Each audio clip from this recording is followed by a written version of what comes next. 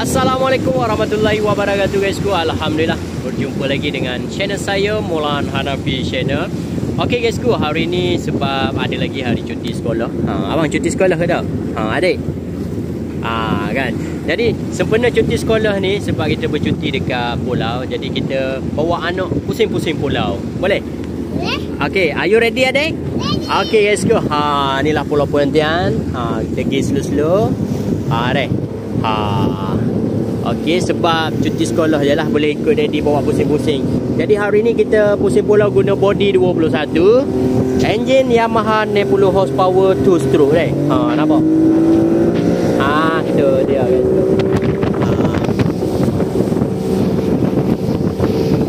Adik.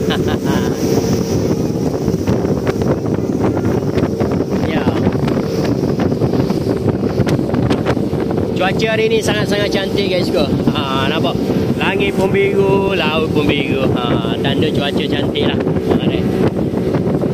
Jadi kepada rakan sahabat, kena marilah Pulau Perhentian. Nak pusing-pusing pulau macam ni lah. Tengok birak bukit ni. Tengok batu tu susun molek-molek belakang tu. Nampak?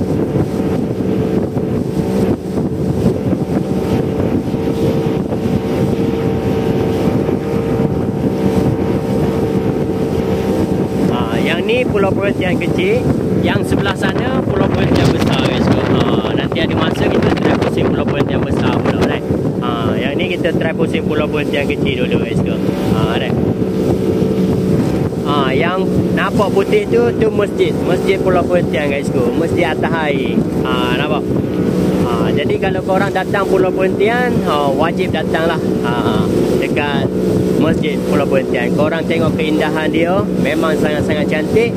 Dan view dia tu lagi cantik guys. Nampak? Jadi masjid Pulau Perhentian ni dia berada dekat, kita panggil kampung nelayan guys. Kalau kau masalah dia panggil Fisherman Village. Jadi dekat kampung nelayan ni, kalau korang nak tengok boat, memang banyak boat parking. Lepas tu okey, dan kepada korang yang minat dengan boat dan nak tengok bermacam-macam boat, bolehlah dekat sini. Jadi bila korang duduk tepi patah gitu kampung nelayan, korang boleh tengok macam-macam jenis boat ada guys. Explorer ada, Pantai Timur ada, Dinami ada, Cairo Faber ada belaka guys. Nampak? Boat besar ada, boat kecil ada, kargo pun ada guys. Jadi ni kampung nelayan guys. Nampak? Start daripada ujung ni TMB sampai ujung tu Nemo guys. Sampai atas bukit tu. Nampak? Jadi macam ni lah perjalanan kita. Abang happy tau? Happy adik happy tau? Happy. Jadi yang mana belum sampai lagi Pulau Perhentian, tengok video ni guys. Mana tahu lepas tengok ni terasa nak datang Pulau Perhentian. Sebab dekat Pulau Perhentian ni korang boleh snorkeling, korang boleh diving, korang boleh jalan-jalan macam ni dengan boat pusing-pusing. Nampak?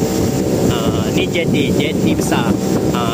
Jadi bila korang contoh datang kampung nelayan, dia orang akan drop dekat jeti ni lah.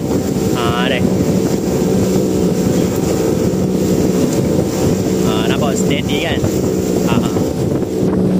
Jadi itu sajalah video hari ni guys. Kalau korang suka dengan video Maulan Hanafi, korang tolong like, subscribe dan share guys. Banyak lagi sebenarnya yang Maulan Hanafi nak kongsi, sebab ni no season lah kan. Okay, jumpa lagi di next video guys. Bye bye. Assalamualaikum warahmatullahi wabarakatuh. Bye bye abang. Bye bye adik. Hero saya.